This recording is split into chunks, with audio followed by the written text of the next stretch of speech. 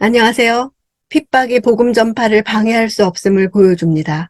오늘 본문은 사도행전 5장 17절에서 42절입니다. 17, 18절. 그러자 대제사장과 그와 한패인 사두개파의 당원들은 모두 시기하는 마음이 가득해서 들고 일어나 사도들을 잡아다가 감옥에 가두었습니다. 사두개파들이 대제사장을 도와 사도들을 잡아들이는 데 앞장선 것은 사도들로 말미암아 일어난 역동적인 복음의 역사가 많은 민중들의 마음을 사로잡아감으로써 그들 특권층이 누리고 있던 기득권이 위협을 받았고 높아져가는 민중들의 인기에 시기가 났기 때문입니다. 또한 예수의 부활 복음은 부활을 부인하는 그들의 교리와 상충되었을 뿐 아니라 과거 그들이 범한 죄악상이 드러나며 더 나아가 민중들로 하여금 그들에게 반기를 드는 밀란까지 일어나게 할 수도 있다는 우려 때문이었습니다. 당원들이란 용어를 쓴 것은 이 용어는 자기 당파의 입장만 생각하는 무리라는 모욕적인 의미로 사용한 것입니다. 이곳의 감옥은 공적 감옥을 뜻합니다. 공적 감옥은 공적 기관의 삼엄한 감시와 경비로 단단히 잠긴 옥을 가리킵니다. 19, 20절. 그러나 그날 밤 주의 천사가 감옥 문을 열고 사도들을 밖으로 데리고 나오며 말했습니다. 가라.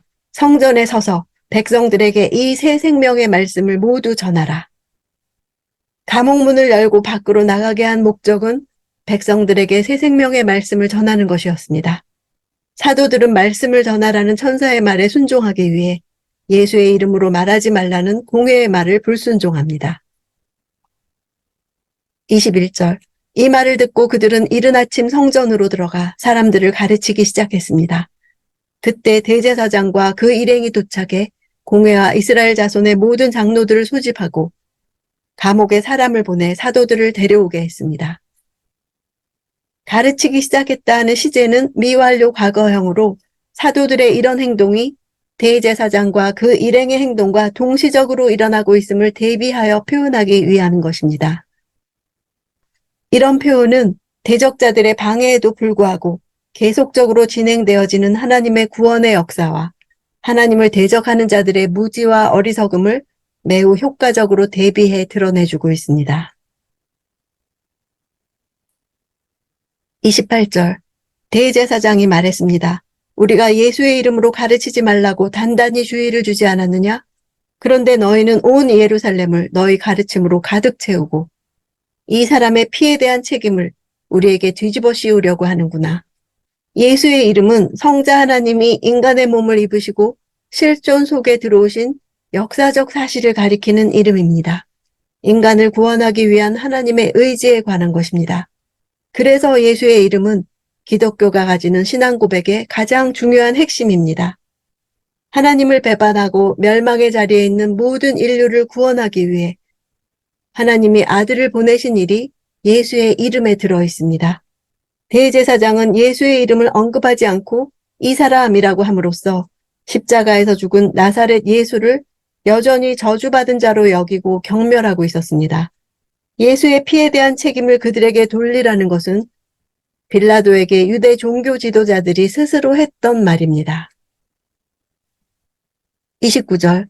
베드로와 다른 사도들이 대답했습니다. 사람에게 순종하기보다 하나님께 순종하는 것이 마땅합니다. 사람보다 하나님께 순종하는 것이 마땅하다고 말함으로써 사회적, 교회적 불순종의 원리를 말한 것입니다. 사람에게 순종하는 것은 복음 전파 금지 명령이며 하나님께 순종하는 것은 계속적인 복음 전파를 가리킵니다. 관계 당국이 하나님께서 주신 권세를 오용해서 하나님이 금하신 것을 명한다든가 하나님이 명하신 것을 금한다면 하나님의 권위에 순종하기 위해 인간적 권위에 불순종하는 것이 그리스도인의 의무입니다. 그들은 인간적 권위들을 불순종해야 할 때 고난을 받을 것도 각오한 것입니다. 베드로는 결국 사내들인의 결정은 하나님을 대적하는 인간적인 것임을 지적하고 있습니다. 사실 이들에게는 사형 집행권이 없었고 공회의 결정 사항에 복종하지 않는다는 죄목으로는 출교 이상의 조치를 취할 수 없었지만 그들은 격분한 나머지 불법을 저지르면서까지 사도들을 죽이려고 한 것입니다. 34절. 그런데 가말리엘이라는 한 바리새파 사람이 공회 가운데 일어났습니다. 그는 율법학자로서 모든 사람의 존경을 한 몸에 받고 있는 사람이었습니다. 그는 사도들을 잠시 공회 밖으로 내보내라고 명령하고는 가말리엘은 유명한 랍비였던 힐렐의 손자로서 당시 샴마이 학파와 더불어 양대 산맥을 이루었던 힐렐 학파의 수장이었습니다. 또한 그는 사도 바울의 스승으로 알려져 있습니다. 36절. 언젠가 드다가 나타나서 자신이 대단한 사람인 양 공포하고 다니자 400명가량의 사람들이 따랐습니다. 그러나 그는 죽임을 당했고 그를 추종하던 사람들은 모두 뿔뿔이 흩어지고 말았습니다. 결국 그 일은 아무것도 아닌 일로 끝났습니다. 드다는 히브리어로 마띠아입니다. 성전 기둥에 설치한 황금 독수리상을 파괴하여 폭동을 일으켜 화형을 당한 마띠아로 봅니다. 사람들이 흩어져 버렸다는 것은 하나님의 뜻에 맞는 항거가 아니었다는 사실을 나타냅니다. 37절. 그 사람 뒤에도 갈릴리 사람 유다가 인구조사를 할 때 나타나서 많은 추종자들을 거느리고 반란을 도모했지만 역시 죽임을 당했고 그를 추종하던 사람들도 모두 흩어졌습니다. AD 6년 수리아 총독에 의해 행해진 세금 징수를 위한 인구조사 때 유다는 로마 황제 가이사에게 세금을 내는 것이 하나님의 백성의 도리가 아니라며 민족주의적 운동을 전개했었습니다. 38절. 그러니 지금의 경우에 대해서도 내가 한마디 하자면 저 사람들을 상관하지 말고 그냥 내버려 줍시다. 만일 그 목적이나 행동이 사람에게서 비롯된 것이라면 망하고 말 것입니다. 가말리엘이 이런 중재안을 낸 것은 모든 일을 공정하게 처리하고자 하는 그의 성품에서 말미암은 것으로 볼 수 있습니다. 그는 사도들에게서 특별히 그들을 죽일 만큼 율법을 거스른 행위를 찾지 못했기 때문입니다. 또한 당시 유대교는 교리적으로 부활에 관해 이를 인정하는 바리새파와 이를 부인하는 사두개파가 대립하고 있었습니다. 바리새파인 가말리엘은 당시 공회의 주류를 형성하고 있는 사두개파에 대항하여 부활을 인정하는 사도들의 편에 선 것으로 볼 수 있습니다. 사두개파 역시 법적 근거가 없이 사도들을 사형에 처할 경우 백성들의 반발이 우려되고 가말리엘의 영향력을 무시할 수 없었기 때문에 사도들의 사형은 결정되지 않았습니다. 39절. 그러나 만약 하나님으로부터 나온 것이라면 이 사람들을 막을 수 없을 것입니다. 행여나 여러분이 하나님을 대적해 싸우는 사람이 될까 두렵습니다.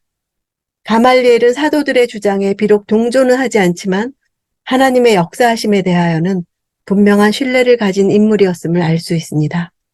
역사의 주관자는 하나님이며 하나님의 역사에 대하여 인간은 철저히 순응해야 한다는 신관과 역사관을 가지고 있었던 것입니다.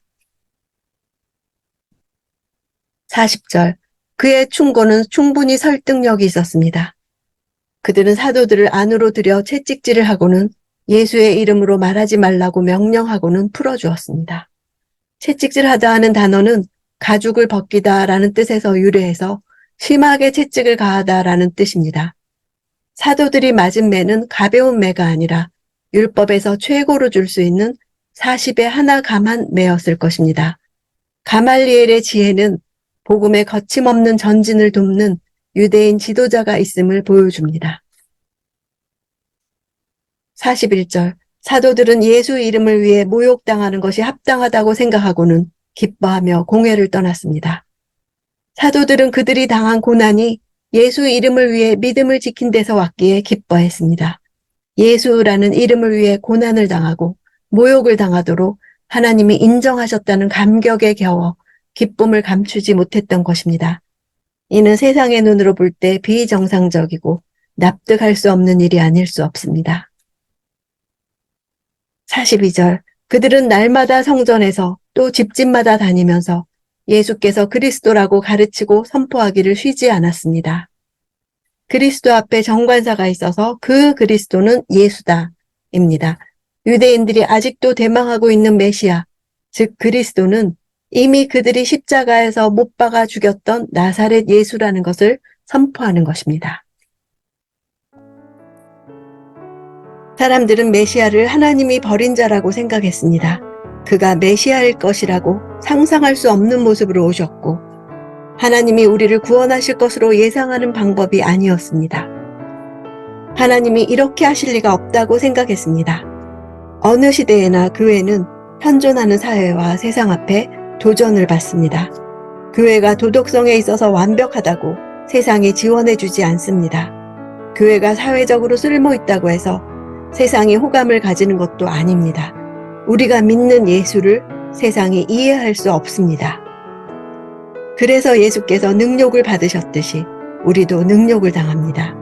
제자들이 예수의 이름을 위해 모욕당하는 것이 합당하다고 생각한 것은 이것을 안 까닭입니다.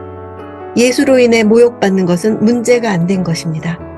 하나님께서 예수님을 보내셔서 우리의 모욕과 거부와 반역을 감수하면서도 우리를 구원하신 것을 알았기 때문입니다. 죽음으로 끝난 것이 아니라 부활하심으로 선으로 악을 갚는 방식으로 일하심을 본받아 우리도 선으로 악을 갚는 부활 생명으로 살아가기 원합니다.